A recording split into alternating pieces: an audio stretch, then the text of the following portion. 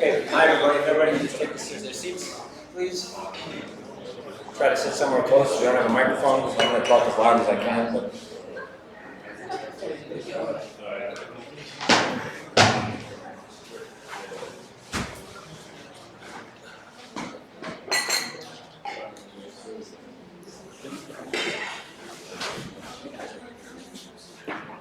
all right, standing room only apparently.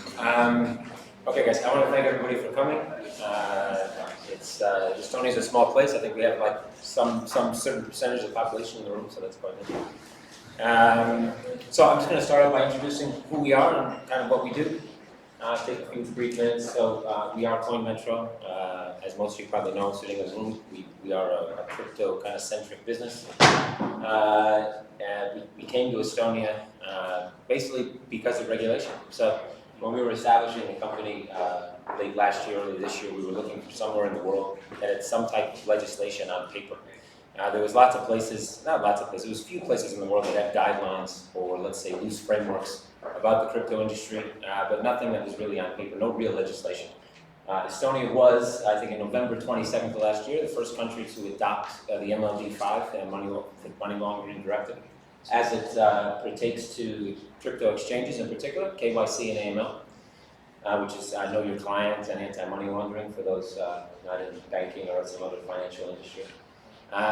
So we came here, we actually established ourselves in the parking hotel initially as we did our first interviews. So it's kind of, it has a warm place in my heart for parking. Once we got here, it's a small country, so we kind of found out pretty quickly that Estonia has what I like to call 1 or 2 degrees of separation. So there's a saying in the world that the world has 7 degrees of separation, meaning if you want to meet someone in the world, you need to only go through about 7 people. I think in Estonia that's 1 or 2, which makes things easier to a certain extent, and I think that's helped us up to this point establish ourselves in the country. Funny point around all this is that Estonia, I do come from the U.S. initially. Geography in the U.S. is probably not one of the subjects that most people are very good at. I think if you ask most Americans where Estonia is on the map, I don't know where they're going to point, maybe Siberia, I'm not quite sure, but they probably don't know. I did know where Estonia was, but it never really came up in a conversation, to be quite honest. When e-residency was established, I think I was one of the first to become an e-resident, which I think is quite unique. So I went from e-resident to becoming a resident. So now that we're in Estonia, I think there's something that we'll be talking about today are some of the challenges I think that Estonia is facing and going to face, mainly around regulation. I think there's a lot of countries I think that are facing similar challenges, but we're in Estonia, so that's kind of why it's what we're talking about. At the end of the day, there's been, like I said, the 5th money laundering directive that was adapted here in Estonia led to, I think, a rush of businesses that came here. And when by rush, I think the last calculation that I saw in the media was 900 licenses that have been issued here in Estonia under the FIU. Lots of times what happens in regulation is the regulators set the bar a bit too low, and that just basically lets anybody in the door. And while that may be good, maybe for bringing in new people into the country, it's quite bad, I think, at some point when it comes to reputation. It also means that pretty much anyone can acquire this license. And we acquired the license, but so have 899 other people. And I think our situation is a bit different from most other businesses that acquire these licenses, mainly because we're here, we're established here. We obviously have an office that you guys are sitting in right now, and we're serious about trying to make Estonia our home and keep it our home. I think over the years, Estonia, at least in media, has been very, let's say, startup-centric. So you obviously have Skype that started here, you have TransferWise, you have Pipedrive and other big businesses. And I think when you go to tech conferences now, blockchain is really starting to become quite immersive in these conferences. So coming maybe from 2 years ago, we're only maybe 5%, 10% of companies were looking at blockchain. Now it's going 70, 80, 90% of companies. Whether that's from a technical aspect or a financial aspect when you talk about cryptocurrency, there really is starting to be a focus, which means if Estonia wants to keep this kind of tech-savvy, tech-centric startup let's say, image around the world, they really need to start to focus on what it is, how to regulate it, and how to regulate it properly. So that's kind of the crux of what we're going to talk about here today. Give me a second, because I like to keep things informal. but I just want to make sure we're kind of on target here. Let's see. So yeah, I think when it comes to who's actually currently established here, besides us, I think there might be 3 or 4 other companies that are actually currently doing something in Estonia. We've actually been back and forth with the finance minister's office about helping to adjust what are these FIU licenses, what is the requirements, adding in fit and proper requirements, putting in some type of framework for penalties, establishing that there must be an office here in Estonia. These are small things. These are things that already exist in other regulations like ESMA, like MiFID, and they're things that really should exist with crypto as well. There's a cloud, I think, around crypto, mainly because when crypto first came out, when Bitcoin first came onto the scene, obviously there was, I would say the initial use case might have been a bit of a nefarious nature. That's not uncommon. Most financial instruments that come onto the market initially, we're talking about credit cards or checks or other ways to move money, initially are adopted as a criminal element. But over time, those things, they start to evolve. Regulations come, there are frameworks set, and over time, well, the criminal element finds somewhere else to go. And that's slowly happening with cryptocurrency. But the only way to really make sure that does happen and happens effectively is that there needs to be legislation and the regulators need to basically push and make sure that regulation is enforced. So again, I think what we kind of collectively need to do, when I say collective, I don't just mean the crypto community, I mean the government here in Estonia, I mean regulators here in Estonia, and to be honest, even the public. I know people will be voting soon, and I think we are in this industry, so obviously we're maybe a bit one-sided, but I think I do see both sides of the picture. I know this is our business, but at the end of the day, again, these technologies are really starting to come to the forefront. Big banks are creating consortiums to look at this technology, not just from the tech side, but also from the monetary side. And as that happens, Estonia, as a small country, as a country that really needs to bring in power from outside the country, that brings in these businesses, needs to start to focus. So that's kind of what our panels are going to be talking about today. I think it might make sense to probably jump into the first panel, which I think might be based on banking. So we have Yuri Lauer here from LHV. Who's going to talk a bit about the topic of why banks are not on board with crypto Estonia. We do have an account at LHV, so I guess they're partially on board. But there has been challenges around banking here in Estonia. I think just recently, I think on the 5th of December, which was 2 days ago now, or a day ago actually, they just ratified here in Estonia something that happened in the EU Parliament that now allows you to open a company in Estonia without having to capitalize it at an Estonian bank. Which I guess for e-residency is probably a big push forward, because that was one of the big issues with e-residency, that you could establish e-residency, you could open a company, but you couldn't really do business in Estonia unless you were here physically, at least especially for specific industries. But overall, I think that was probably something that slowed down the adoption of e-residency technology, which, to be honest, I think is quite unique. But forcing it into this bubble of just acquiring e-residency and then not being able to do business in the country kind of made it a bit of a gimmick rather than a more useful technology, which I think it truly is. So I don't know where Yuri is. If you want to come up. So Yuri's going to discuss a bit about crypto and banking in general, and I'll let him take it over. Hello everyone. Hello. How's everyone doing? It's a good turnout.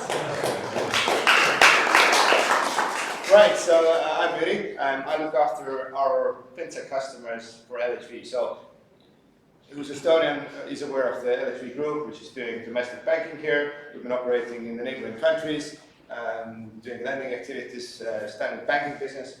But since March this year, we have also a branch in the UK, and the purpose of the branch is to service fintech customers. So we won't do any retail banking directly to retail customers in the UK, but we do service customers through our fintech partners and customers, like TransferWise. So in Estonia, LHV has 150,000 plus customers. Through our fintech customers, we have roughly 50 million customers. So it's a great way for a small bank to branch out, scale up without actually going after the retail market. So now, first of all, crypto is a field that we classify under fintech. So we look at the whole fintech scene as one, and crypto being just one of the branches of fintech. So this whole presentation revolves around fintech in general as well, so it's not only crypto. So the topic today is why it's really difficult for crypto to get banked. So Kevin already started off by mentioning the FIU licenses in Estonia. From the start, I mentioned that the FIU license for us is virtually unusable. So it's nice to have it, you can frame it, put it in the wall, and it gives us the knowing that someone has gone through the effort to do a criminal background check on the owner, and that's pretty much it. So we have nothing to do with that license, I'm sorry to tell you. So this doesn't help us forward in any way. It's quite misleading because a lot of companies are seeing that Estonia is issuing those licenses, and in desperate need of a country with a license, they flock here, and only to be found that it's all good, but you can't get any services. A little bit like e-residency, but that's another topic. Anyway, I'll get into why it's difficult to find banking. First of all, what do banks do? Banks take customer deposits and they lend them out at interest rates. This is core banking business. I mean, all the rest is left for specialist banks. In Estonia, you don't have that many specialist banks. I think we're one that kind of is looking into niches. There are some banks oriented solely on financing, etc. This is what banks do. So when they run their business, every day what they're looking at is, if they spend in euro, what would give the best return? And most likely dealing with cryptocurrency companies is not going to be the return. It's still somehow related to lending or some sort of more profitable activity. So pure business case-wise, it's not that interesting. Second, lack of understanding. To successfully do something in the crypto field, you have to have people who have basic understanding of what crypto is. So people who don't, when they hear crypto, think of, oh, this is the stuff where you can buy illegal stuff. This is meant for money launderers. We don't know how it works. It's completely anonymous. You have to, at all levels of company, you need to have some sort of understanding how crypto works. Also, this goes to the board level. The board members need to understand, what the essence of this is. You need buy-in from all the departments. So you pretty much need everyone in the bank to know something about crypto. Third thing is the environment.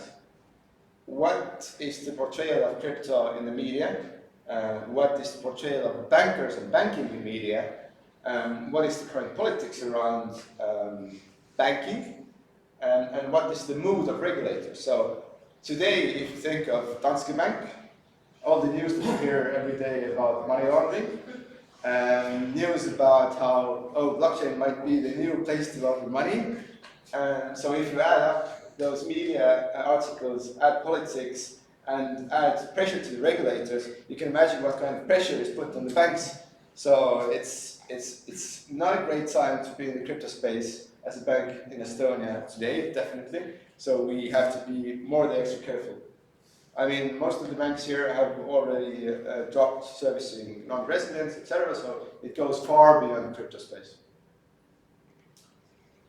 The obvious, of course, there are major AML and counter-terrorist funding risks. There are ways to address those. There are ways to mitigate those. You need to know what you're doing for that.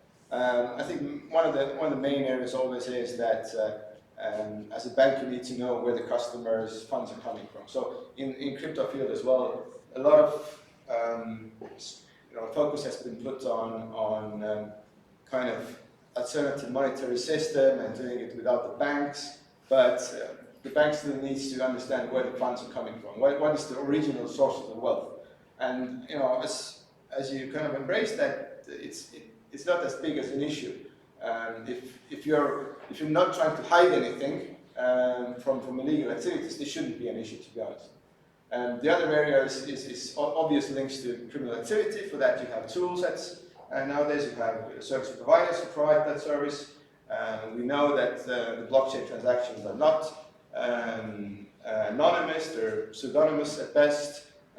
There are some cryptocurrencies where the focus is on complete lack of transparency. But then again, you can choose to not service those companies who provide those services. So it's just another layer that you need to think of. So I'm saying that these risks exist, and I wouldn't say these are higher than for other financial sectors. if you know what you're doing.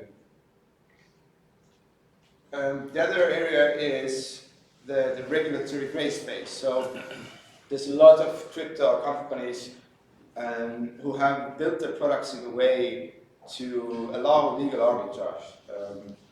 So basically building a financial service with the sole purpose of using blockchain for bypassing the existing legislation. And this is not okay.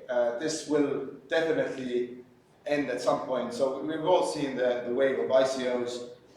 We're seeing how SEC is going after the ICO guys today. It's even stricter in Europe.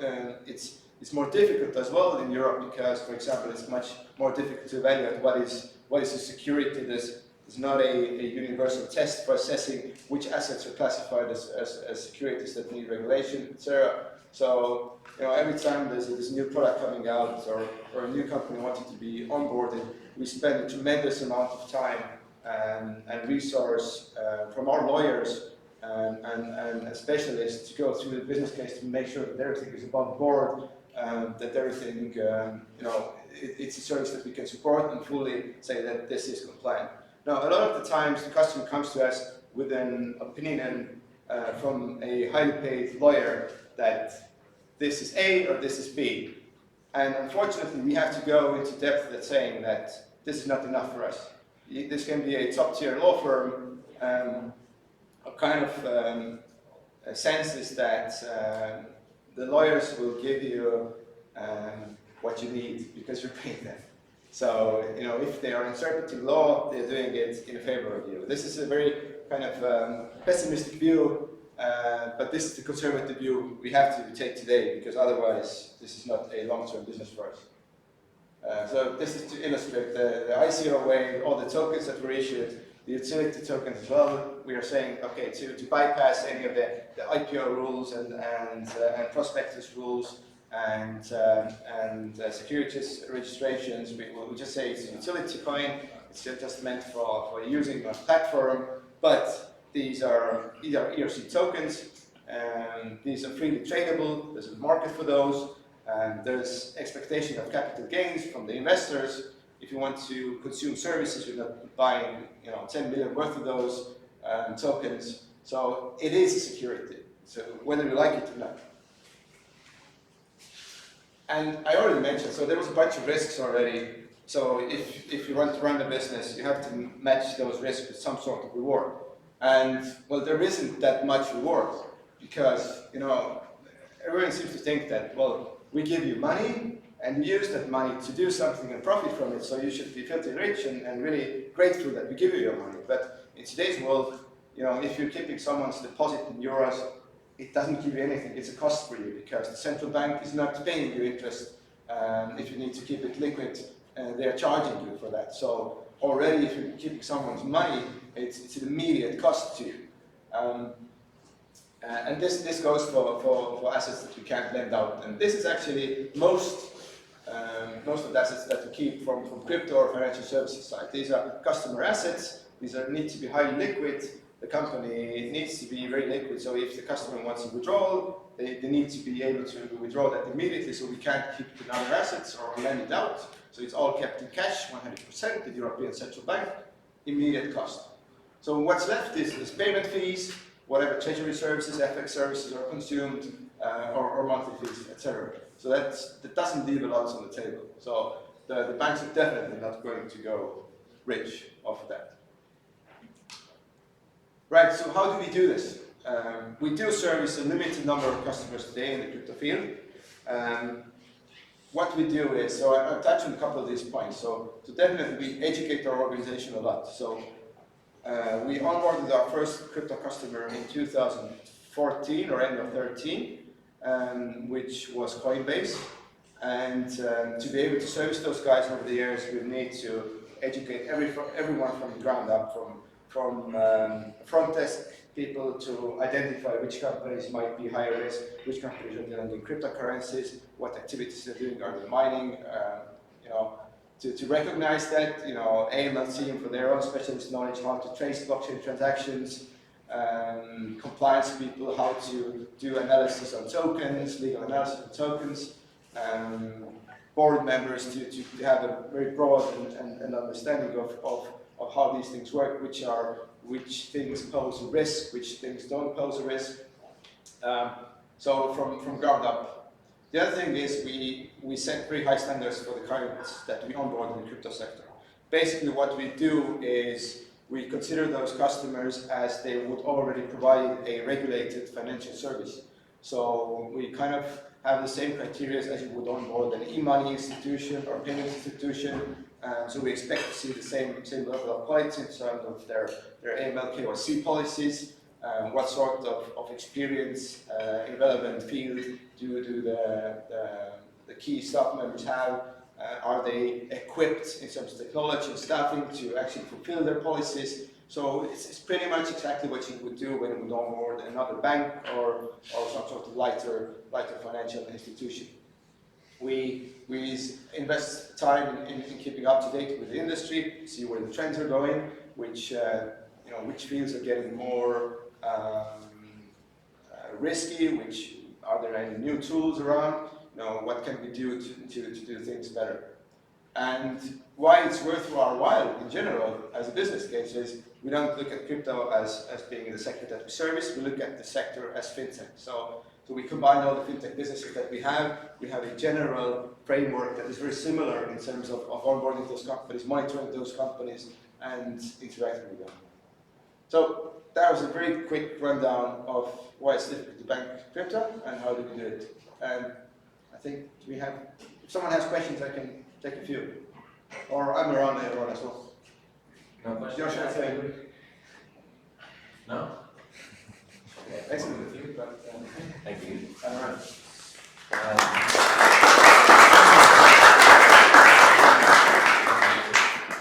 So yeah, I just want to kind of commend LHV for being kind of the one financial institution here in Estonia that actually looks a little bit deeper than just the word crypto on an application. Like I said before, the industry does have a bit of a bad reputation. Some of it, I guess, is due, but some of it is not. All emerging industries always have challenges at first. But I think there are larger banks that obviously are looking at the underlying tech that is blockchain. But to be honest, I think one of the core focus points of most banks, to be quite honest, I don't think banks in general see a big future for what is our current, let's say, app layer on top of all these protocols, our use case, which is Bitcoin, Ethereum, and all these different crypto assets. I refuse to call them currencies because I don't think they fit any standard definition of a currency. But when you look at these technologies and these app layers that sit on top of all these different blockchain protocols, at the end of the day, banks, I think the real thing that they're focused on is, at the end of the day, in the future, some type of tokenization of assets. There are, depending on how banks work and how they make their money, some banks make a lot of money on trade finance, other banks are just lenders, it all depends. But many banks, operate funds, closed-end funds. Closed-end funds, some of the largest in the world, are run by some of the major banking players. And closed-end funds have always had an issue that there's a set maturity date. And it's difficult then for some time you can't get capital out. You can get capital in, you just can't get it out to that maturity date. And the tokenization of these type of funds allows basically secondary market access, which means people can liquidate and get out of closed-end funds. And I think that's a big game changer. On the other side, you're talking about negotiability and transferability in almost any market you can think of in the world. So, if you're a Japanese investor and you want to buy a stock on, let's say, the FTSE, the amount of fees that you pay and the amount of basically hoops you need to jump through to do that is quite large. Tokenizing those type of assets and putting them on secondary markets allows for pretty much anybody in the world to jump in and out of these markets. So I do think that banks in general are some of the larger banks, especially those that are now working on more blockchain tech, are more focused on that. And I do think personally that's where the market is headed. But at this time, if you want to get involved, and if you get involved in an industry too late, you miss the boat, so to speak, or miss the train, I guess would be a better pun in this case. But at the end of the day, if you want to get in now, there's one option, and where the liquidity sits currently in the market, well, that's Bitcoin. I think it holds 53% of the current liquidity. So anyway, we're going to jump off the banking topic for a bit here. I think we'll retouch it again when we come onto our panel at the end of the day. before we leave today. And I'm trying to move it all a bit quick because I do think we have 20 minutes scheduled for a panel that talks about how to make crypto safe and transparent, mainly touching on regulatory points. I think we're going to take a bit more time for that one, so I'm trying to get through everything else a bit quicker. So right now I'm going to introduce now. I'm not Estonian, so please forgive me if I butcher this name, but Ivo Loans, maybe, from Guardtime, who's going to talk about how blockchain contributes to Estonia today. So thank you, Ivo. Hi. And, I'll give you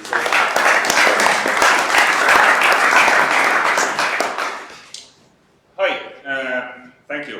So as said, my name is Ivo Lõhmus from Guardtime. And do I have slides? Yes. Oh, I do. And I'm going to talk about something completely different. Not about crypto, tokenization, anything like that. From the, I would say, pragmatic view of blockchain as a tool for cybersecurity. And how, well, some of you may know, Guardtime is quite active in this field. We are one of the leading companies globally in the commercial or enterprise blockchain space. But my role in Guardtime is that I'm responsible for our public sector integrations. So I'll give you a brief overview of what Estonia as a state or country is doing. As every now and then I actually wear the second hat of rather representing Estonia than as Guardtime, then well, as a disclaimer, when I say we, then rather in this presentation I mean Estonians or Estonia as a nation, not Guardtime specifically. So let's get started. Estonia can today be considered a blockchain pioneer. We're the first nation state that has utilized technology in production since 2012. Our succession registry, this sort of government-run database where we keep all our inheritance-related stuff like wills, is secured using that. And although there is a lot of misconception and myths about that Estonia runs on blockchain per se, and we have smart contracts instead of government officials, and we identify ourselves using blockchain tokens and so on. This is all not entirely true. Well, mostly it is not true at all. But what is true is that we use it as a practical tool to ensure integrity and have auditability. So this has mostly been from the aspect of crypto, but I figured maybe it's a good idea to recap what blockchain is from a technical point of view. Most of you most probably do, but I will just try to offer an explanation in a bit more simpler terms. So how I would define it is that it's just a shared book of records, a distributed database or a ledger to be more specific, which has two distinct properties. First, it is hardened in such a smart way that whatever gets written to this database is immutable, it cannot be changed, it cannot be deleted, well, at least with it being immediately evident. And secondly, there is no single party deciding what gets to be written there. The participants of the system need to come to an agreement or a consensus over what do we write to this database, and then it's made immutable. So in an essence, it's a system which generates you trust, or you can trust that what is there cannot be changed, and it was put there according to the rules that were agreed on. Now, how you use this, or how it is built, whether it's a public scheme or whether it's a private scheme, or what is the use cases, this can be very, very different. But the main idea is always trust. And how do we use it in Estonia? Let's first look at the sort of technology itself. What we use in Estonia is Guardtime's KSI blockchain, and from a functional point of view, this looks and feels like, I would say, a traditional trust service. You take a fingerprint, a cryptographic hash of an asset, whether it's a document or in a business registry, for example, or whether it's an entry in a database. You send it to the network, And then you get back a proof which tells that this is the data from that time and it came from that entity. And well, some of you with more technical background definitely might wonder that we've had such trust services available for at least 2 decades, so what's special about it? Well, the key differentiator, I would say, is a trust model. So in case of a traditional trust service, you take your hash, you send it to the service provider, and the service provider acts like a notary, an authority with a stamp that is kept in a safe and guarded very well, and sort of stamps or attestates that yes, I did saw this data or this hash at that time, and this was and this is what you trust.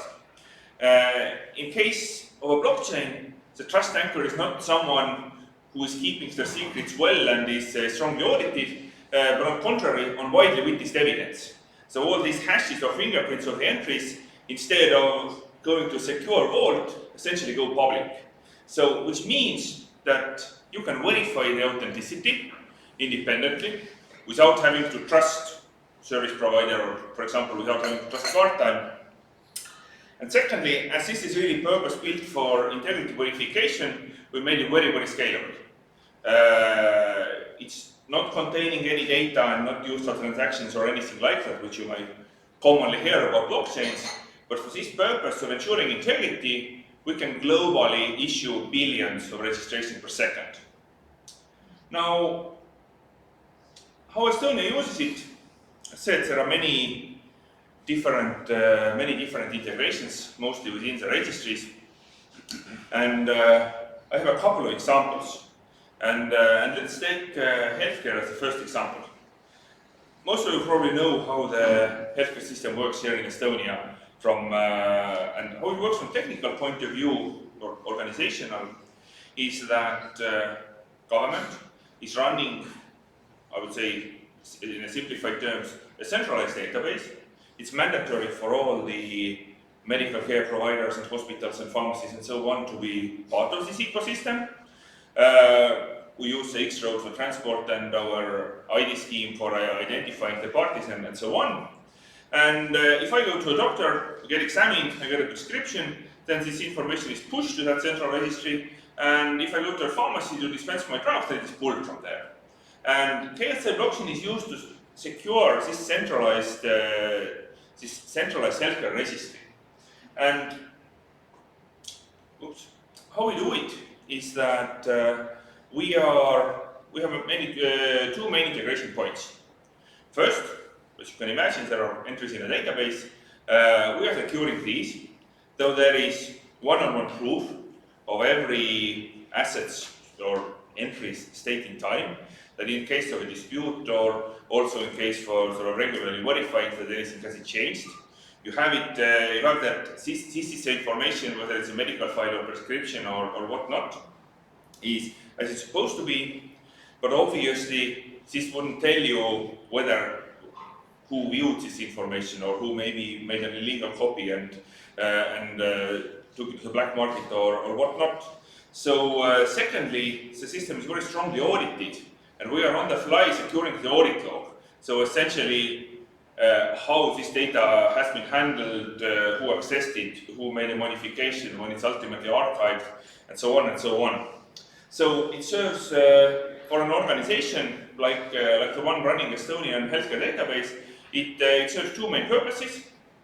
One is from cybersecurity perspective, the integrity assurance, that you can actually efficiently register. By registering and constantly verifying, you can really detect if there has been any change, either by a mistake or in the worst case by a malicious activity.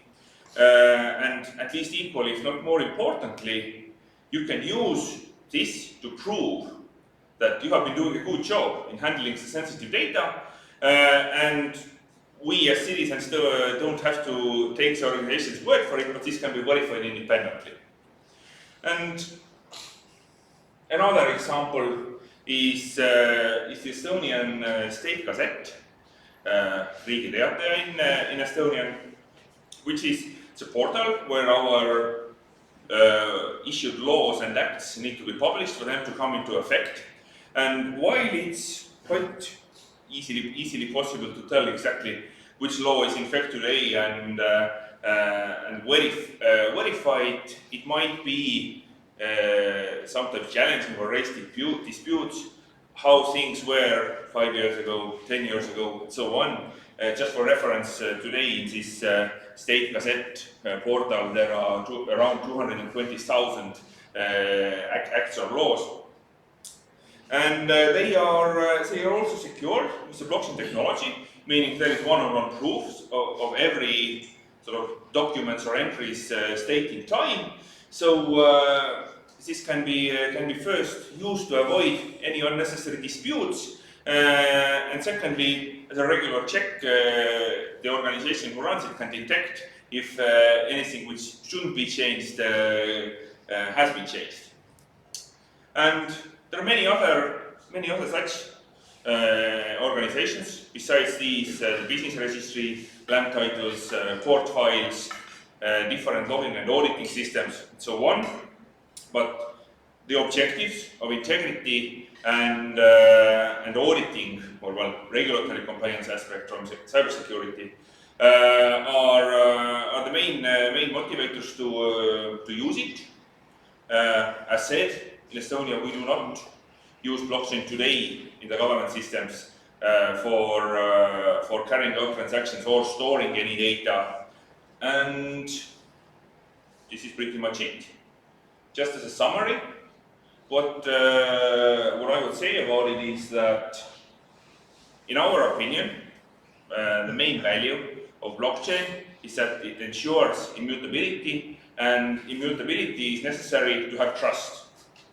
And secondly, and or thirdly, from technical point of view, blockchain is a really revolutionary and wonderful technology.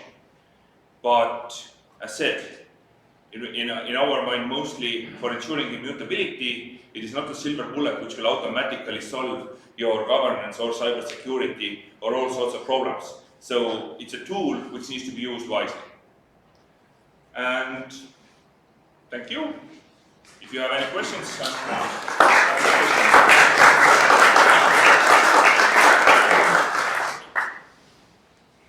Questions for Ivo?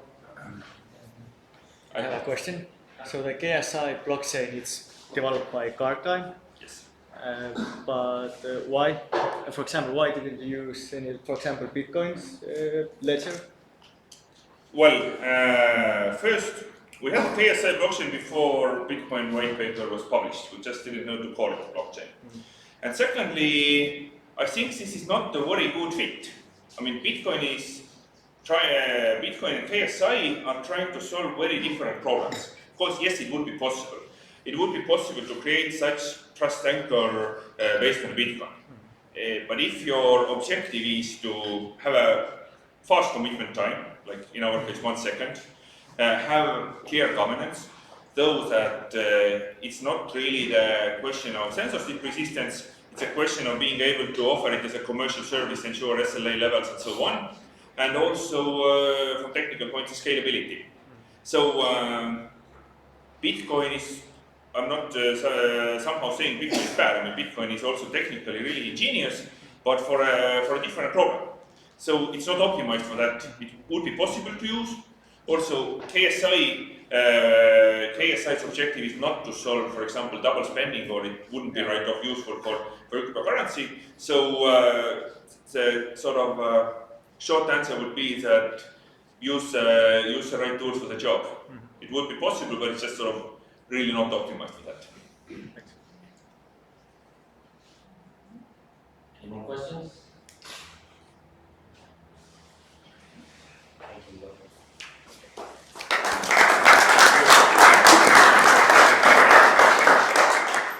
Okay, before, I actually have a question for the audience, just to see a show of hands. So how many people here think they can accurately describe what blockchain is and how it functions without assistance from anyone else in the room? Just raise your hand. Okay, so we got feedback. Right? So the side room's a little more tech savvy for you. So for the people that didn't raise their hand, to get involved in, let's say this, to get involved in whether it's blockchain or crypto or some other derivative of this technology, is the fact that you don't understand it or can't describe it a barrier for you to use it? How many people would say yes to that question that answered, that didn't raise their hand to the first one? So not a barrier. You don't understand it, but you'll still use it. No? Sure. Yeah. Yeah. Okay, perfect. It's unique because I think there is collectively speaking around the world, it is a barrier. I think a lot of people use the excuse that they don't understand the technology, therefore they don't feel that they should use it. We don't understand everything. Exactly. No, I think many people couldn't understand how the internet works. But pretty much everyone in this room has been using the internet probably throughout this entire talk to check messages or Facebook or what the like. And again, people use it, but yeah, very true. Okay, I think I wanted to save a bit more time because I think this regulatory talk is going to go over its 20-minute slotted time. So I think everybody who's on the panel, I think let's come up and then we can introduce each other, introduce ourselves, which we've already done. Myself, there are 4 of us, I believe, if I'm not mistaken. So Asa, Remo. Is that it? Remo's name? See. Okay, so I think. Sorry.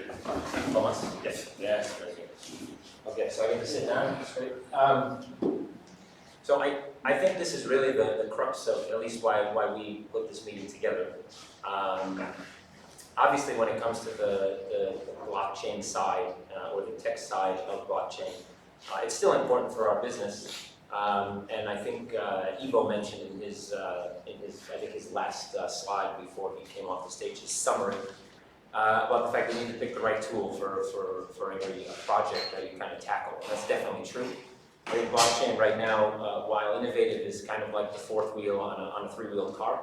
Meaning, we had cars before that had 3 wheels, they functioned, they didn't go that fast, they didn't handle that well. And 4th wheel, now on the 4th wheel, they go a little faster, they handle a little better. But at the end of the day, this is still just the next iteration of database tech. It adds on a couple new caveats, but we still have a ways to go before blockchain really does become, let's say, the omnipotent use case that many people assume it is already. For us, we do have blockchain built into our tech, obviously. But again, there are certain things like trading, for example, that unfortunately at this time can't be built on a blockchain. All right, so to jump into the regulatory topic, I think where we would start is just, I would say everybody should introduce themselves, and once we do that, we can kick off the first topic. So we'll start with Remo at the end of the... Yes, my name is Remo Hammerberg. I'm partner with Soraya Law Firm, dealing regularly with the capital markets and financial regulations, and over the last years also quite a bit with stuff related to crypto and blockchain and ICOs. Thank you. Hello, my name is Lasse Sauga. I'm into blockchain since 2013 and used to work in LHV Bank as a blockchain expert. And today I'm a freelancer, consultant, advisor, and trainer in that field, and as well co-founder of the Estonian Cryptocurrency Association. Well, hello everybody. My name is Thomas Howard. I work in Ministry of Finance. I'm the head of Financial Markets Policy Department, and briefly, our department is responsible for regulation concerning banking, securities market, and investment funds, payment services. Very good. I've already introduced myself, but I'm Kevin Marco, I'm CEO here. Also have another venture that exists elsewhere in Europe called the European Crypto Association. And the main goal of that is, as a nonprofit, is basically to try and lobby across Europe, different regulators and governments, about the usages not only of the technology, but the applications inside the financial space, and how countries should be looking at the regulatory aspects, at least on the financial side, and why, for the most part, we kind of had regulations already that can be applied to most things that are done on the blockchain when it comes to finance. Obviously, there are some things that need to be tweaked and kind of hammered down. But yeah, again, that's one of the reasons why we kind of brought everybody here today. So I think the first topic that might make some sense is just to talk about the current state of what regulation around crypto looks like in Estonia, what has been done, and yeah, kind of what the state of the whole regulatory kind of bubble in Estonia looks like. So I don't know, I can kick that off if somebody else wants to jump in. Please start. Okay, so I mentioned that we came here, as far as, or I came here because of this adoption of the fifth money laundering directive. If I'm not mistaken, I believe it was actually adopted before it was even fully rectified by the EU Parliament. I don't think that happened. Actually, that just happened recently. But this is November of last year. And why we did that is that, there were guidelines that existed. So Switzerland has some guidelines as far as token types, and Estonia has similar guidelines. Guidelines are not legislation. So we were looking for somewhere that actually had something on paper, and that's why we chose Estonia. There's definitely some, since we've been here, so it's the last 11 months, I think, 12 months, we've seen the conversation expand.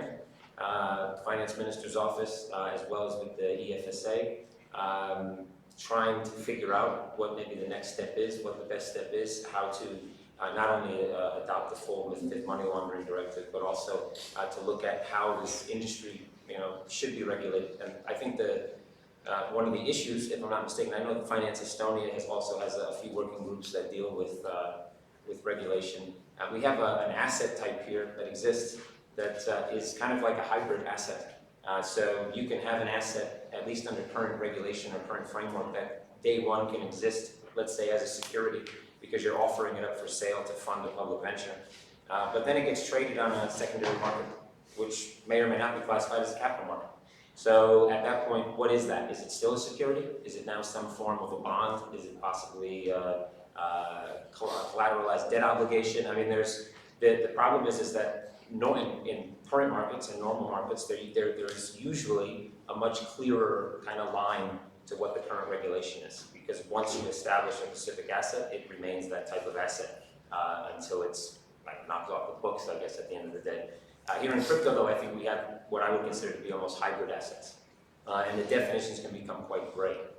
Like I said, I think that for me, it's been quite open. We've talked to a lot of regulators. We've talked to the UK, we've talked to the Netherlands, we've talked to Japan, we've talked to the US, we've talked to Canada, we've talked to Mexico, we've talked to Australia. And generally speaking, I think the things are opening up. But obviously, in certain countries, there's more bureaucracy, and it would be more difficult to kind of talk to the right people, which is again one reason why we're here in Estonia, because we felt that we may have a little more access than we would elsewhere. But yeah, I think we're still at the infancy, maybe, and that's not untrue for the rest of Europe and the rest of the world, to be quite honest. I think I've seen this happen. So I've been in FX. My background, actually, I own an FX broker. It's been around for about a decade. Prior to that, I was an FX trader, so I've been involved in the FX market for about 18, 19 years.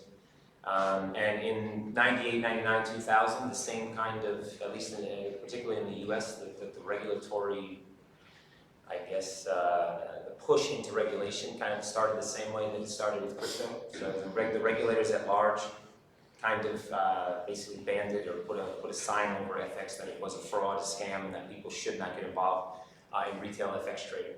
And then over time, once the actual demand grew, they decided to take a closer look. And that's when they started to create some type of framework, some type of guidelines, and then eventually they got on to regulate fully the industry. But what they did, instead of creating new regulation, which I think a lot of people in this space assume that there will be completely new regulation created, they just found regulation that applied, which was futures in the US. So they basically call FX futures, which I don't really agree with, to be quite honest, but that's what they did. And I think that's something that happens many, many times with regulators. Again, here I think we have a bit of a different situation because we have these hybrid assets. It's not so easy just to classify them under current regulation. Yeah, you're kind of kicking on the topic of reclassifying the assets and what are they. Indeed, it may happen. It may happen that you start off with one type of instrument, it emerges, and you end up with a different kind of instrument. But I would say it's nothing specific to crypto. It can easily happen in a regular securities world as well. Because it's a matter of contract. Yeah. What the parties really agree. I agree at a certain point of time, these instruments simply, the features will be changed. And it's different kind of instrument. So again, there is nothing new in this world. And this is what Ivo said also before. It's simply a technology, a shared database, a kind of, which ensures immutability. and that's what you have. You know, whatever goes in, that's what comes out. Really. It's simply immutable while it's in there.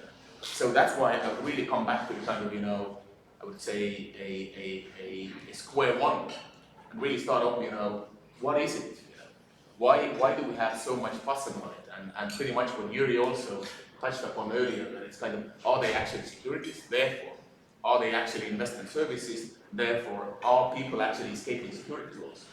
And this is the key question. But unlike what you said in your presentation, I respectfully disagree with the view that it's kind of it's so ambiguous or more ambiguous in Europe. I actually think it's much easier to classify securities in Europe because you have very clear decision tree. The regulations are actually fairly clear. And the question often emerges, are they derivative contracts or are they not? And it's actually it's subject to analysis, quite clear legal analysis. So why there is so much fuss about it?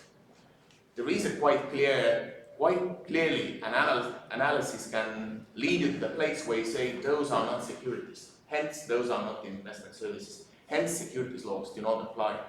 So why does everybody trying to, you know, somehow get so stiff about it?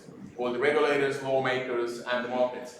Because even though those are not legally securities, you sense that investment risk is involved, and people need protection. People need protection, what they would usually need in securities markets. People need protection, what they usually would need in investment services, etc., etc. So what is missing here in this puzzle is really two ways approach. Either we say that anything what involves investment risk should be qualified as securities, and therefore the regulation applies, but it does require changing of the regulations on EU level. Or alternatively, we say that we create a regulation which addresses the fundamental needs which are present in the financial markets, that is investor protection and the integrity of the markets. And those are actually the two key questions here, both really starting off from the same point, are those or are those not securities? And it's very addressable. And in addition, of course, there is this big regulatory issue actually relating back to the same point, which is kind of concerns the huge amount of licenses issued by FIU, right? So it's kind of actually the same thing. Are those actually financial services? And should the same standard be applicable to the operators of those platforms? That's the question, actually. I was going to lead into that, actually. Well, from the perspective of Ministry of Finance, actually, when we look at the big picture or the numbers, there is a general understanding, or I believe it's a general understanding that the size of the so-called crypto assets is not big enough, which may cause some kind of threat to financial stability. And in this sense, policymakers are, in opinion, there's maybe no need to rush to regulate or to create some kind of regulation. On the other hand, I think when we have coins in the market named like Trump coin, Putin coin, Jesus coin, it's definitely raises some questions to policymakers. Also, to be missing some kind of investor protection in this sense. But I think at the end of the day, I agree with Reimo that, or I don't know if I agree or partly agree that actually there is not much difference from an investor perspective if you invest your money in a token or in a share on a stock market. Investors definitely need some kind of protection. So the question is, do the investors need the same level of protection, or the protection of investors should be differently addressed? Actually, we have discussed those issues, I think, at least since the end of last year with counterparties, with different counterparties, but since the industry here in Estonia also have different views, there is not a common understanding what kind of regulation we need to address this issue. And for the moment, from the side of the Ministry of Finance, what we are planning for the moment is to tackle the issue of to work out some kind of standardized disclosure rules which should apply to those ISOs which are related to security tokens. But it also comes down to the question, how do you define this token? I think this is a bit gray area still. It's not easy to understand what's the difference in legal terms between utility and security token, and this is the issue we should address further.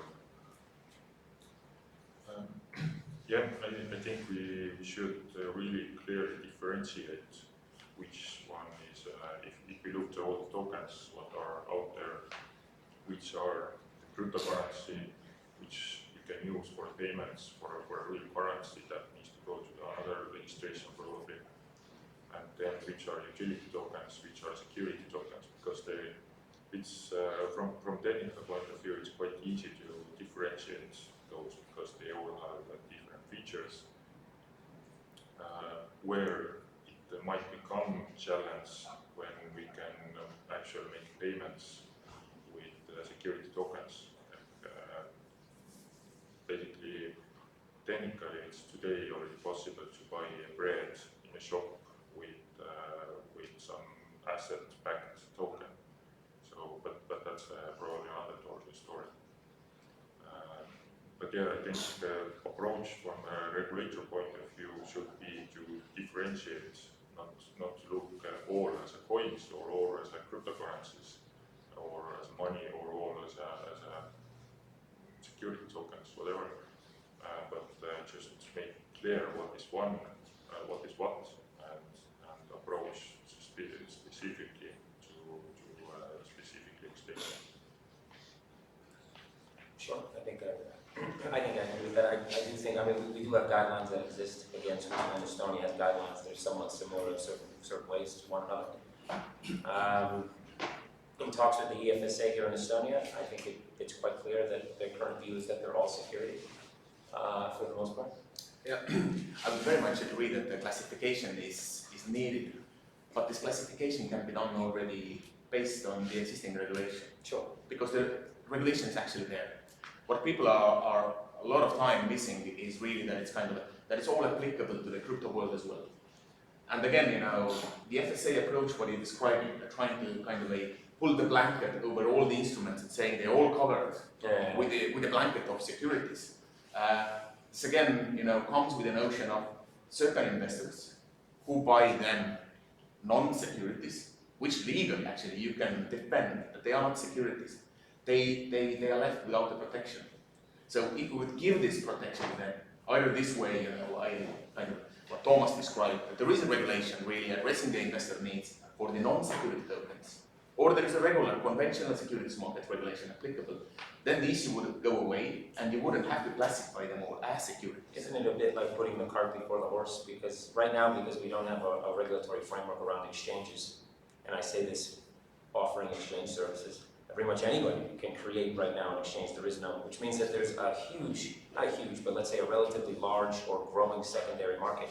So even if you have a payment token or something that is only used for payments, we can look at the stable coins that have been created that aren't stable in any way, shape, or form. They have a fluctuating market rate.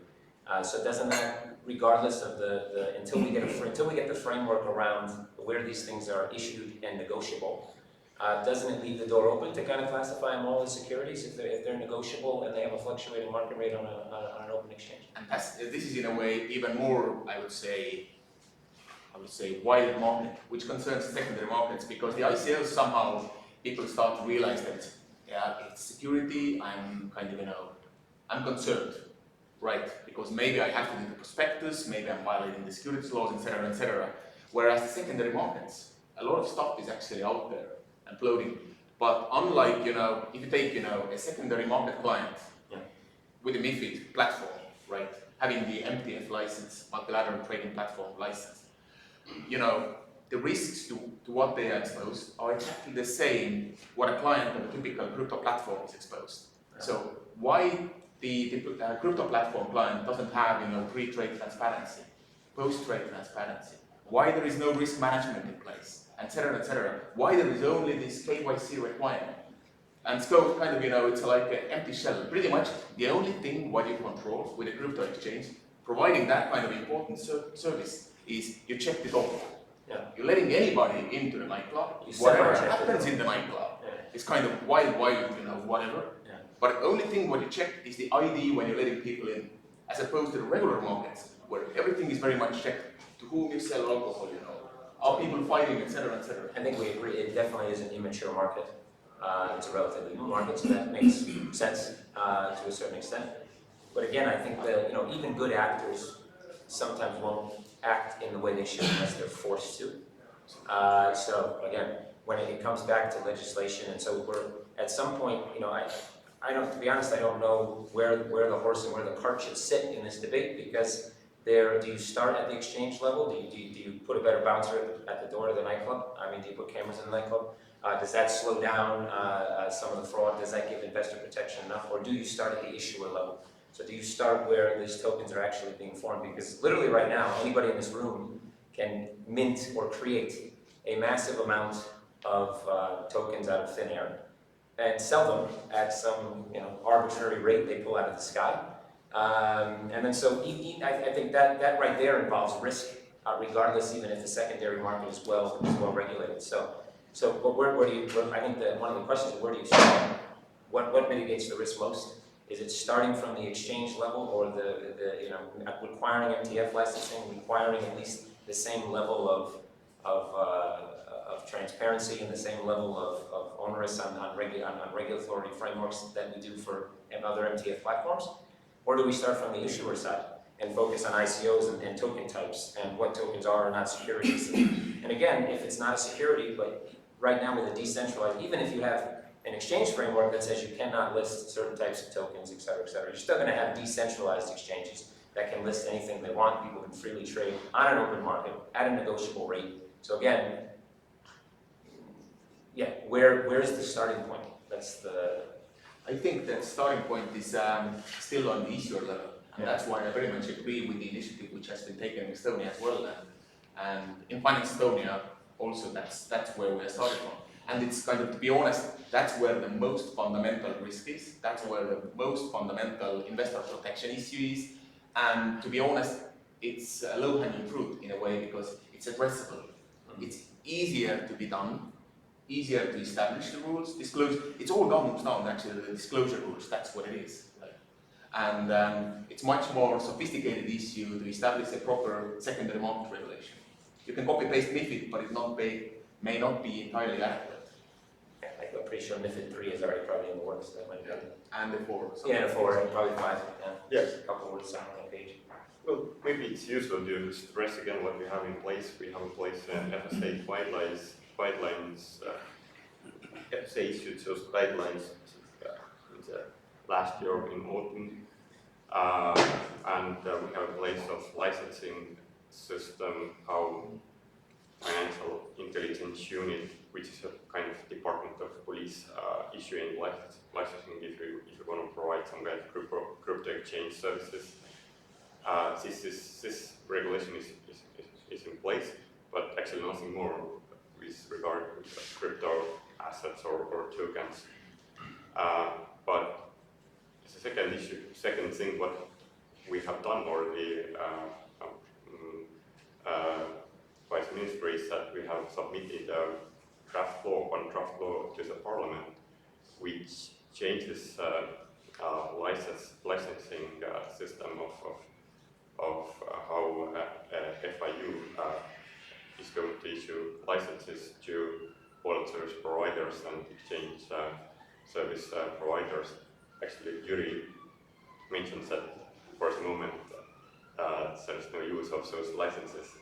So we think we agree that we have to address this issue, and we hope that the changes in law what we are planning are going to help in this regard, and hopefully Parliament will adopt the law, I believe, in the beginning of next year.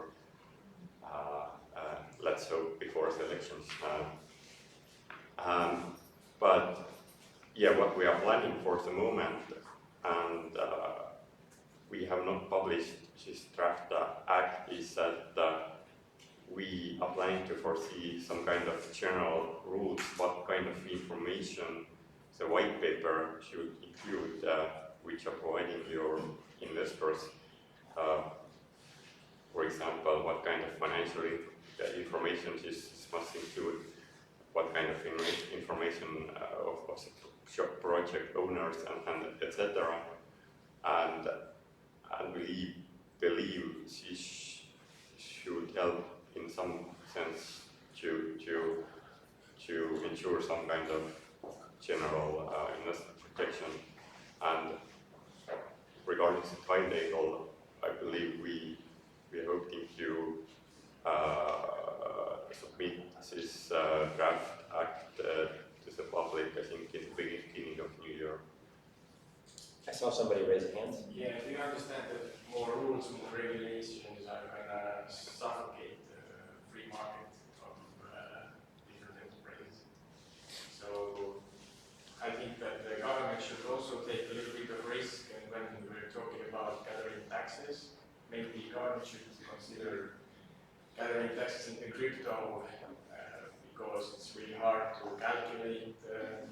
Let's say you sell a service and then you have to recalculate, and then the exchange rates of the cryptos change. So maybe government should think about getting some taxes in the form of those different cryptocurrencies and tokens. And I think depending on the classification of what you're trading or how you're making your profits, they could be probably classified as capital gains. So if the rate were to change, that probably shouldn't affect your the rate of tax. But I think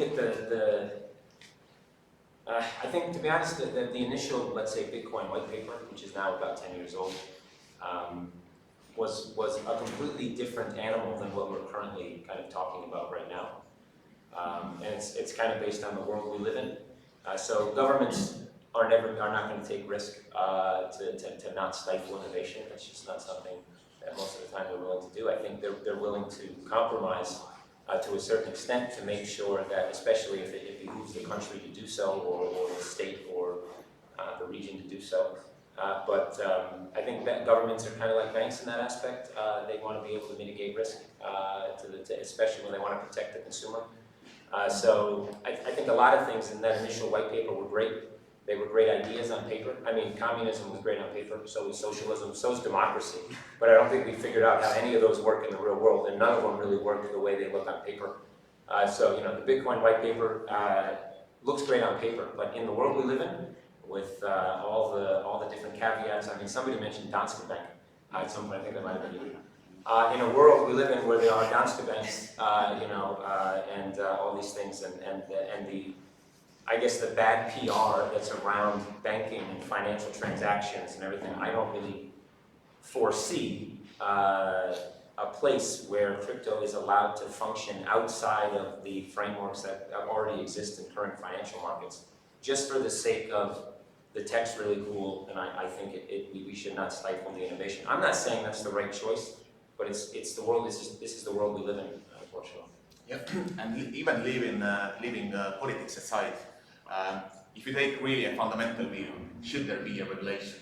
Yep. So, in a last IBA, which is International Bar Association, where it's like the United Nations for the lawyers, everybody is there. SEC is there, FCA is there, all the major regulators, and there were quite few panels out of a securities law committee devoted to ICOs, and one of the main messages which was delivered was that if the billions are changing hands, and this number is growing, it would be naive to hope that there is no regulation, because those people need to be protected.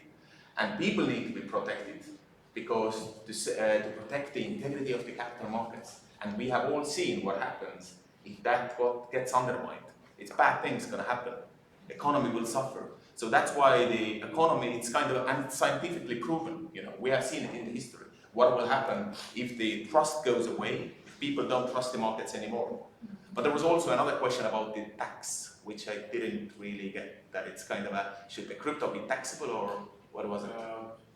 Let's say you have a transaction and the coin price is at $30 and then the government wants to get tax, but the time goes on and the underlying price of the asset drops. So you have to sell more of the underlying asset to be able to pay the tax. So government takes zero risk by not taking any cryptos ever, and all the risk. Okay, I understand. But wouldn't the situation be exactly the same with the regular financial instruments? Or any other commodities, or any other instruments tradable on markets? Would it be exactly the same notion, right? Everything what is exposed to the market fluctuations. Stocks. Stocks, everything still, right? Exactly the same notion. So the tax rules are actually there. They are equally applicable. Why don't they take the underlying asset and share some of the risk with the... What do you mean, government sharing the investment risk? Or? I think it would be a little bit too like complex for the government. Thomas, what do you think? Because they would have to have 100 different I have different some assets. Bitcoin, you want to share the risk on that? They can also like in the future and maybe keep some of the assets that might... So you want to pay taxes in crypto? Yes. Well, if you pay tax on the underlying asset, right, I mean, obviously you can't do that yet.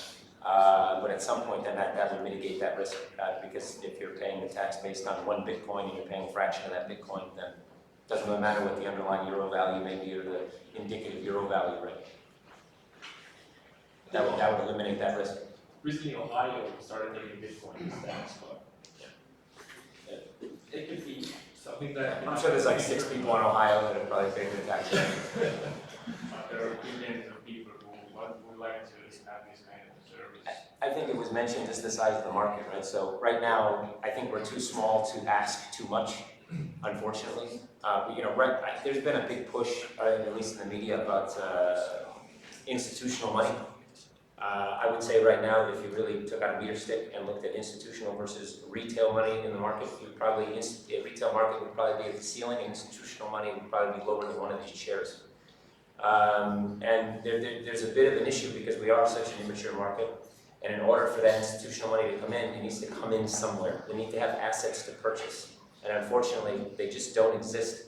And it's not a correlated market yet where you have a direct correlation between supply and demand. It just doesn't really work. It's a very segmented market. You have 1,000 exchanges. You have so it's a bit different. That means that means probably synthetics come in. That means the market kind of evolves over time and becomes, unfortunately, the exact opposite of what that white paper initially wanted the market to be. But we've already done that in many segments. ICOs, I think. The ICO kind of push initially was it was democratizing, capital raising. It brought it to the little guy, the retail investor, the guy who didn't have access to IPOs, and that was great. But we've already kind of turned the table on that one. Now it's all back to VCs, hedge funds, for the most part, private sales, etc. So without even realizing it, I think collectively we're kind of going off the rails again, pun intended.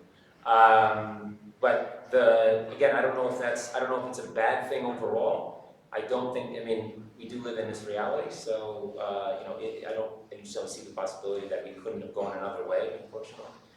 Most innovative things, I mean, if you truly innovative people, I think find a way to deal with, let's say, the pressure of regulation.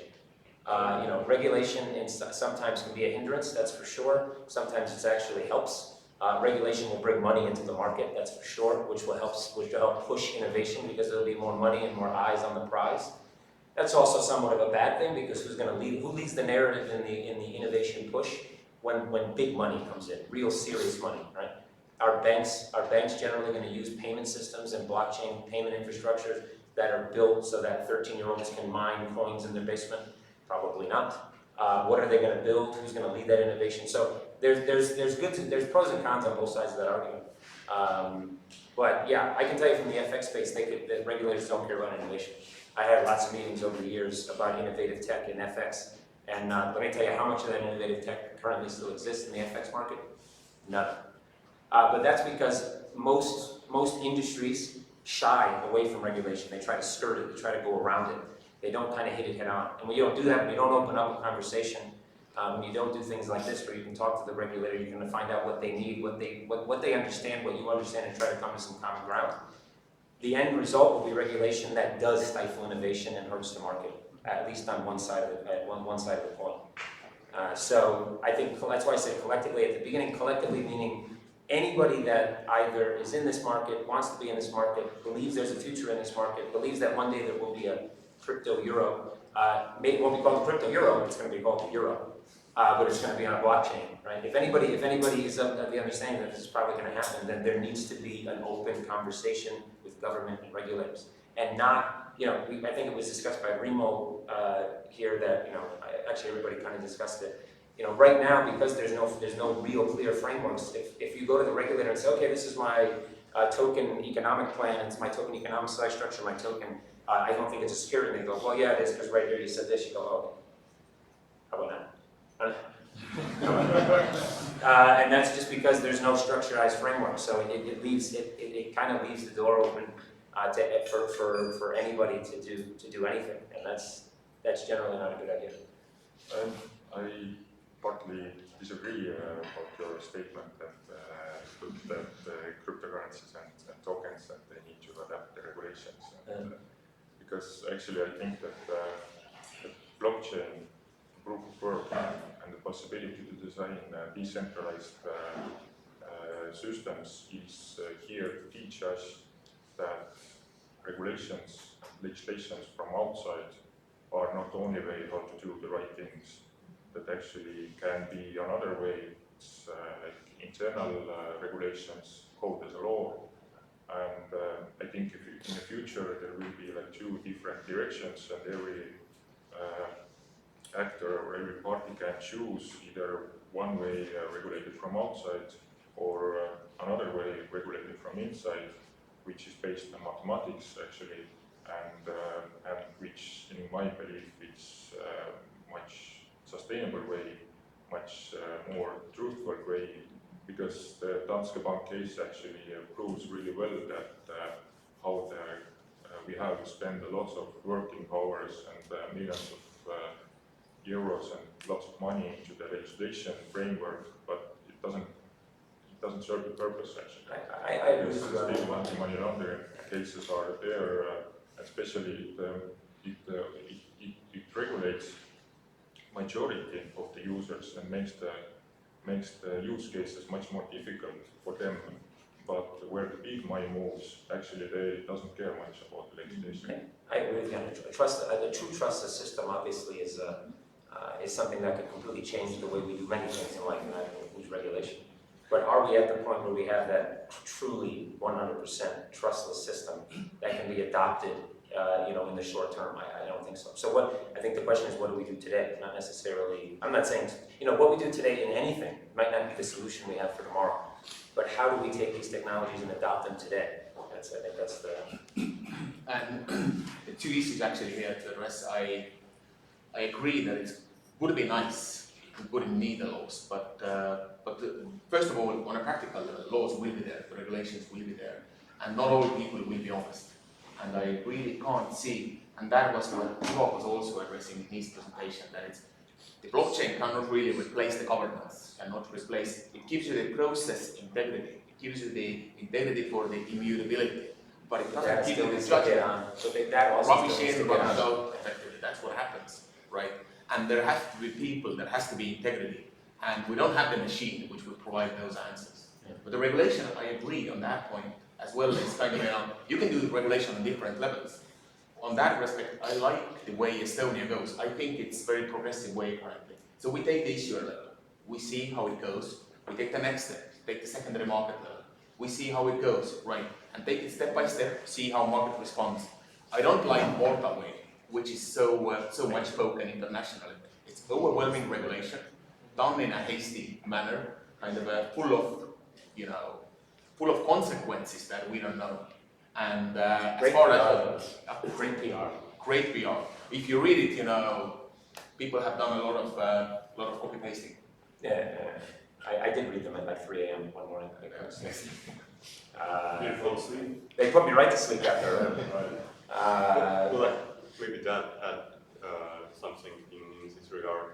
Yeah, I think Malta is one of the exceptions in European Union where, well, if you look at the practice of other member states in Europe, most of the countries haven't done anything actually in this regard to regulate those kind of assets. So Malta is kind of an exception, but I also agree that Malta is maybe not the best example to follow in Estonia to create some kind of parallel regulation for crypto assets which exist outside of the securities markets framework. I'm not so sure if this is right. You haven't tackled this issue, but as far as we know, actually at the European level, European Commission is also monitoring this issue and area, and maybe next year they also going to propose some kind of, I don't know, it's a regulation or some kind of guidelines. So we definitely see some kind of regulation of rules in the future. From the regulator level is Are we going to enforce them? Question of enforcement. You mean by enforcement? Exactly. These new regulations. How are you going to enforce them? Is that how? Yes. How? You mean who is going to be the supervisor or I think it's a challenge for the governments to reinforce those new regulations. Unless they put the regulations on a smart contract on the blockchain, would you? Yeah, Which goes and takes straight the money from Trust the company. system, right? it's a tough challenge. Yeah, I agree, but I mean, in we have the to end, handle as far as enforcement is concerned, enforcement goes against persons, right? And who are the players in that area or that scene where we're discussing currently? The issuers, people behind the issuers, people managing the issuer, operators, people behind the operator, people managing the operator, market operator, or platform, or I don't know, MTF-like thing. So the number of people or group of people against whom to enforce is actually the same. We know those people. Actually, about enforcement, I think there will be much more important in the future, like free choice. That if I have a choice of two different platforms, what I can choose to do my business, and one of them is unregulated, no matter internally or externally, from important point of view for my business, and another is regulated. For example, there are investment protection implemented into it, like into smart contracts, and I need to pay a little bit higher fee for that. Then of course I might consider to choose that platform for that. Yeah, I think that exists in almost every market now. Though, I mean, even FX market is a good example. I mean, there are unregulated FX brokers that still exist in the world. Obviously, they're in countries that most people would not want to send money to. I think, at the end of the day, the countries that have always been the powers of regulation, at least in the last 10, 15, 20 years, say the US, UK, Germany, BaFin, these countries kind of know that regardless of how stringent their regulation is, they're not going to lose the vast majority of that business, mainly because they're there because it provides a bit, it's a bit of a PR. If you say you're regulated in the UK, you automatically seem more trustworthy than a company that might be regulated in St. Vincent's. Regardless if the regulation is the same, which I'm not saying it is, but regardless it's the same, there is so again, I agree. When I talk about these things, I don't want to give the impression that I'm 100% that I think it's the correct way to go all the time when it comes to regulation. Look, if I could operate a business, a commercial enterprise in an unregulated space, and make, from a commercial side, and make more money, then obviously, if I put my business hat on, that sounds great. But if I put my reality hat on top of that business hat, it just doesn't work. I mean, when you're in a financial, it puts risk on me as a founder, as a CEO. If I'm operating inside an industry that is highly regulated, and I choose to be unregulated, that places risk on me. It places risk on my company, and it also places risk on my clients. I mean, so. it's still a choice, but you know. But I mean, even if you take a longer view, and even if you have your businessman hat for 1 year, and then say there is an unregulated opportunity on the market, because all people are not equally honest, all people don't have the equal integrity. So somebody will still, you know, cannot really help. Their human traits will come out, human features will come out, and greed will dominate, and you know, etc., etc.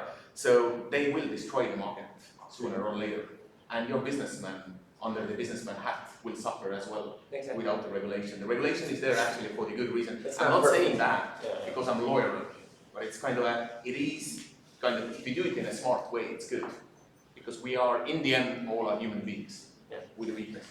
Again, to do it in a smart way, it involves community, right? There needs to be, people need to face this head on rather than trying to, you know, skirt. Again, from a business perspective, there are, I mean, we talked about this actually in your office just a while ago, just the classification of assets and where regulation may or may not apply. You know, and that I think that exists in every market. Obviously, regulation does come with a cost. If you're able to push a product out to market and you're able to legally, without stretching the law too thin, operate, then that's what you do from a business perspective. But at the end of the day, yeah, regulations not only to protect the consumer, but they also protect the integrity of the business, for sure. And the market. Yeah. I mean, right now the market that we have is immature. It might even be a loose word. I mean, it is in all aspects, shapes, and forms, it is immature, which is why regulation is important. Whether you believe in whether you choose to believe the utopian side of the equation, that there should be no regulation and people will act as they act because people are inherently good, or you look on the other side of the fact and say, well, you know, I live in the real world and people do not act good even if unless they're forced to, and even then they sometimes don't act good. And yes, regulation isn't perfect, that's the thing, and it's not perfect, but it's there. If there wasn't regulation, there would be many more downside banks. I guarantee you. You know, the problem would be much wider and much more systemic than it is.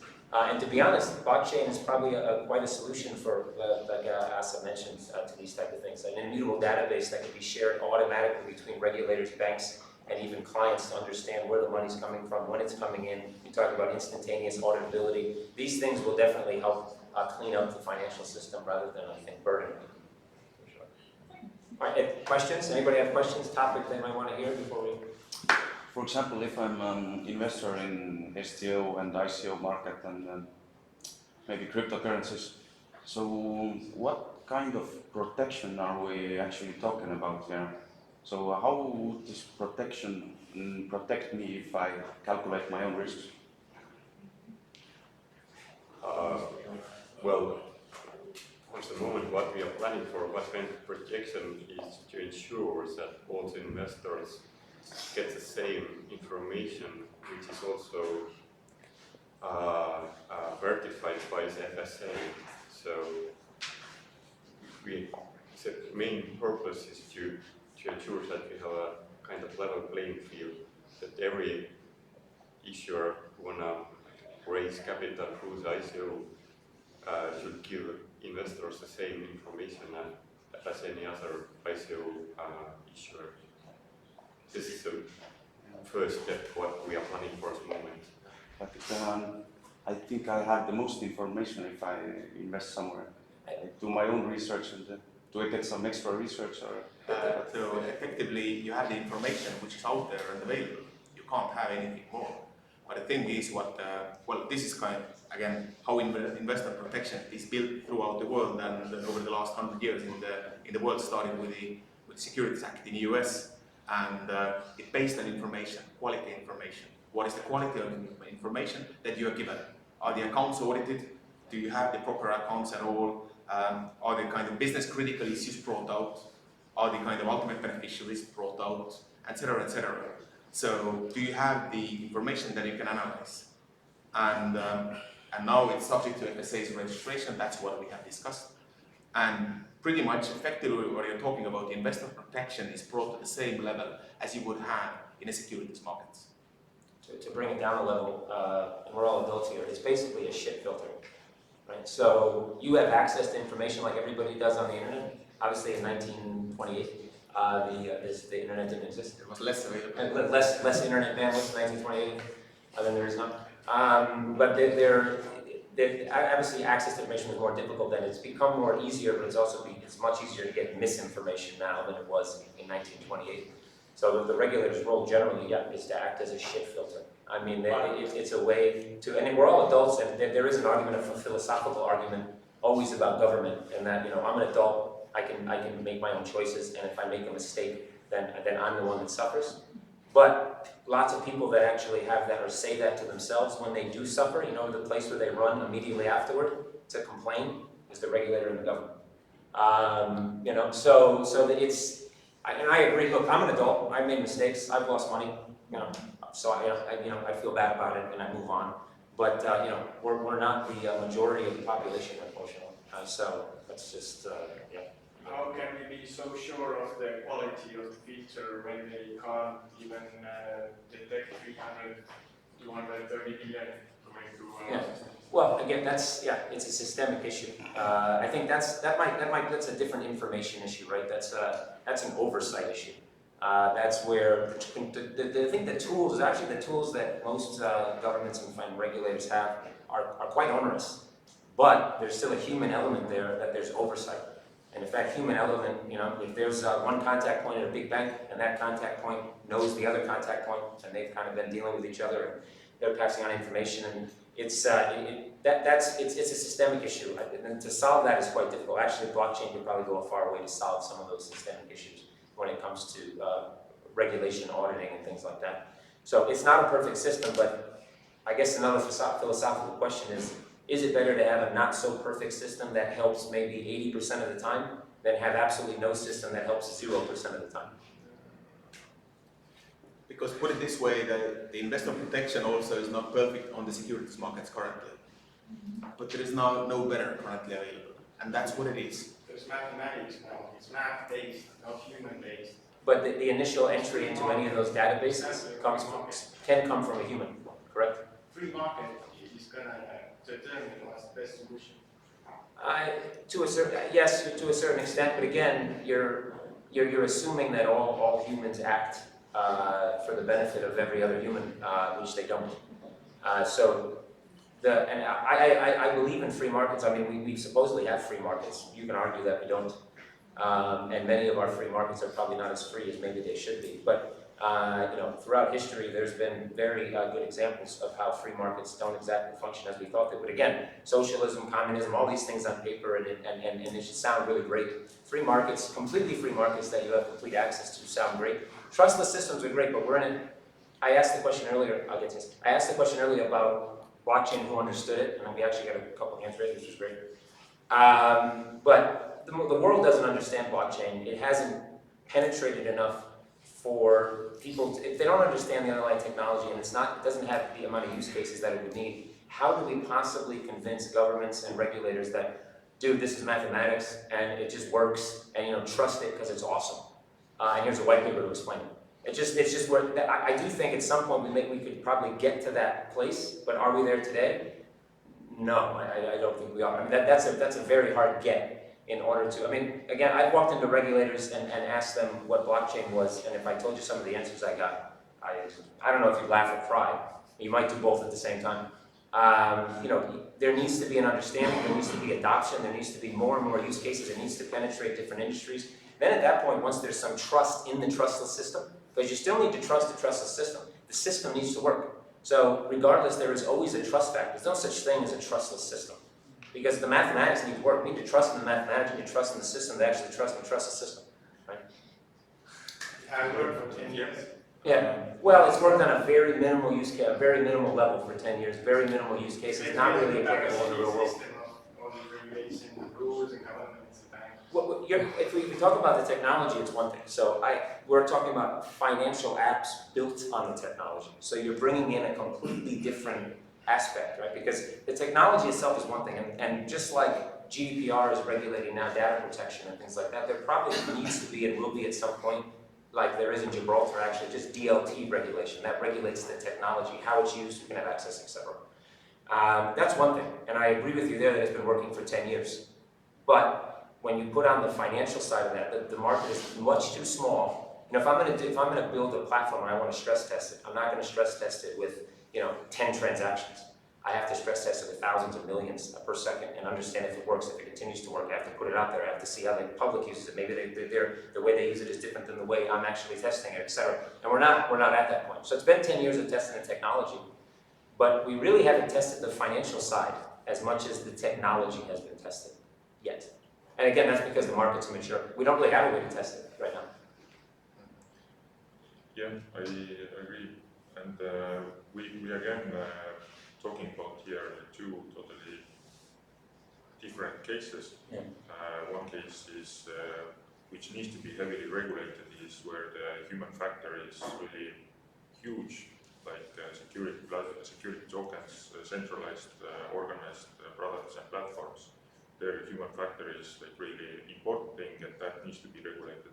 But yeah, then there's other platforms which are mathematically built and which are verifiable. The code is public, and there we don't need so much regulation because mathematics is a universal language. What we all can understand and verify really well, and in that we don't need so big investment protection as well, because every investor can hire a developer who verifies the code and who says that this code is, works that way and use those things. Does that really sound feasible though to you? Like as you scale out a system where myself as an investor that's never invested in my life wants to invest in some type of trustless, some type of financial product built on top of a trustless system, which I probably don't understand. And then I need to hire a developer who could be a developer, doesn't know what he's doing, because I have no way to verify if he does know what he's doing, because I don't know what he's doing. Kevin, you don't have to hire anybody because you understand the math. Yeah. Because anybody understands the math. Again, I think we're in agreement. For the most part, most of us here are in agreement. I don't know about you, but most of us here are in agreement that at some point, look, when you have systemic issues, those issues, money laundering with physical currency, you will never solve. It is impossible. It is a systemic issue. It will always happen. As long as we have paper currency, people will launder it, period. And the traceability and trackability of that money is very close to impossible. I mean, there's serial numbers on bills. Is there a system to track those effectively? Not really. So that's a systemic issue. Never going to change. When you talk about technological issues, those can be solved. It's technology. Technology evolves. At some point, the issues are solved, and then technology advances. So I agree that at some point we will have technology, but as we're building out that technology to get to the point where you can have a truly trusted system that can be built, that can have financial apps built on top of it, where there absolutely doesn't need to be oversight by a human, et cetera, et cetera, et cetera, you need to also educate the public through that entire process. And I don't know which one takes longer, to be honest, because it's 10 years in with Bitcoin. And there's a lot of numbers out there about how many people know what Bitcoin is, how many have transacted in it. I would say that the vast majority of those numbers are probably nonsense. But it's a small population, and that's 10 years in. Again, the PR around it, the real push is maybe 2 years old. So let's say it's 2 years of focused media. But still, you're talking about a very small market, a very small penetration. That needs to be infinitely larger so that and at the same time, we need to be educating people. And at some point, I would love to see that initial white paper in action. I would love to see it. But I think today, in the current world we live in, unfortunately, if we try to fight for that, we will lose the battle. And the problem is if we fight too hard for that, and regulators decide, you know what, this is just going to cave in on itself, we're not going to regulate this. And I guarantee you, lots of regulators around the world think that way. And they look at that and they go, this is immature, these guys are just a bunch of tech guys, they don't know what they're doing, eventually this market's going to blow up, all these guys are going to lose money, and they'll go on to the next fad, which maybe will be called blockchain 3.0 or whatever, I don't know. And we need to show them that this market has viability. And if we do that by giving them things they don't understand and the complexities that they don't understand, we're probably going against what everybody collectively wants, which is eventually to get there. Because the regulator and the government can easily destroy this immature market. Easily. Very easily. Yeah, I was wondering, and because having the appreciation to our great audience, is it time for concluding remarks? Yeah, good point. Anybody ever still wait? Yeah, to answer one of the questions what you said before the panel, how to move forward and what we can do more to make our environment better for the blockchain-based technologies. I have two main thoughts. That the whole cryptocurrency evolvement consists different technology waves inside the cryptocurrency scene. And next wave will be definitely the asset-based tokens, security tokens. Tokenized security, please answer tokenized security. Okay, tokenized security. But there is a lack of aftermarkets. So even if the company wants to issue tokenized security, then you will look what are the possibilities to assure the liquidity after that. And currently, this is really a huge obstacle, that lack of the aftermarkets of the exchanges who can adapt security tokens which are tradable and which doesn't have to be oriented. That's the issue, that currently every security needs to be registered in the central depository, and that's the one thing what we probably can do there to change the legislation that blockchain-based tokens are acceptable or synchronized somehow with the central depository. Another thought that I had is to bring the topic more into the politics table, because we currently don't have, we don't have any politics guy who are involved with so crucial, so important technology. And the elections are coming. I have planted some seeds already, but we need more help with that definitely. I saw some billboards at one point. Yeah, I agree. I say let's do it. So that's it. There's nothing better than just to do it. Stop talking about it. Maybe the concluding remark is what Ase said. Indeed, it's an issue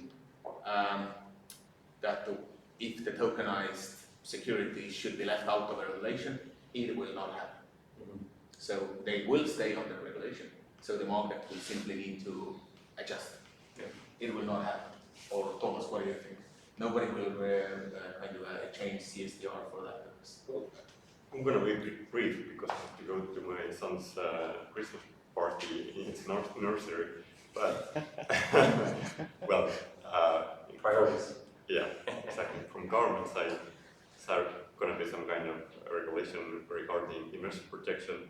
But for the moment, we also, in opinions, that we do not need some kind of over-regulation because we don't want to kill this kind of technology from the government side. Thanks. Yeah, you're welcome. No other questions? Wrap this up? Okay, well, I'd like to thank everybody again for coming. Thanks for listening to us talk for 2 hours or so, I guess. Hopefully we'll be doing more of these on different topics in the coming future. I don't know if we bored you enough, maybe you never come back, but hopefully you do. And I think, so Asa, I'm part of the Estonian Crypto Association. Is it Estonian? I can't say in Estonian, but I think everybody knows what I'm talking about. So hopefully, yeah, I think together maybe we can start pushing that movement forward.